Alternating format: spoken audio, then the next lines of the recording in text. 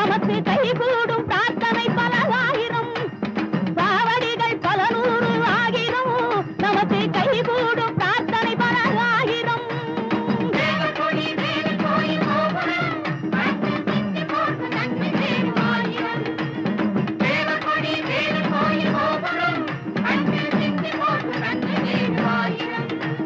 பழனியில பால் மணக்கும் பெருவிழா பார்ப்புகளும் தைப்பூசம் திருவிழா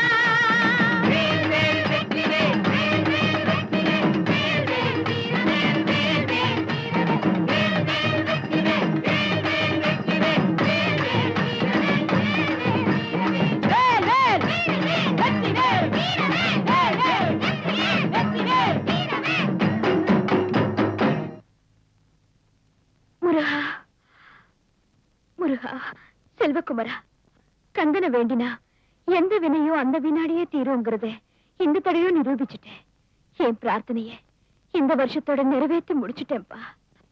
எந்த பிரார்த்தனைக்காக வரீங்கம்மா? சின்ன வயசுல என் தங்கச்சி தாங்க முடியாத வயிற்று வலியால துடிச்சா. செய்யாத வைத்தியம் இல்ல, எதுக்கும் அது கட்டுப்படல. 6 தைப்பூசத்துக்கு அழகு குத்தி காவடி எடுக்கிறதா இந்த பயணி ஆண்டிக்கிட்ட வேண்டிக்கிட்டேன். 10வது நிமிஷமே நோய் பறந்து போயிடுச்சுமா. கந்தப்பா, உன் கருணையே கருணை.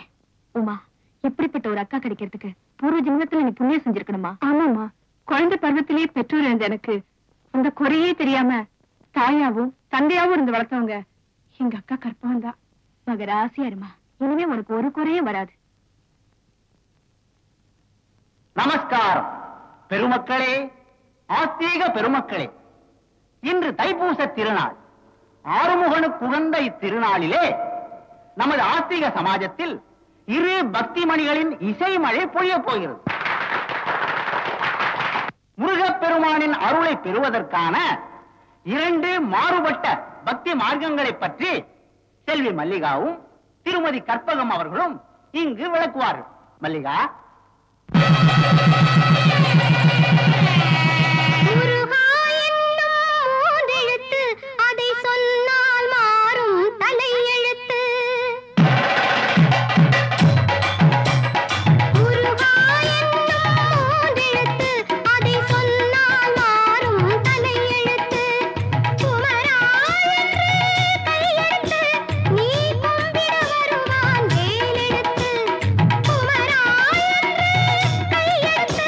நீ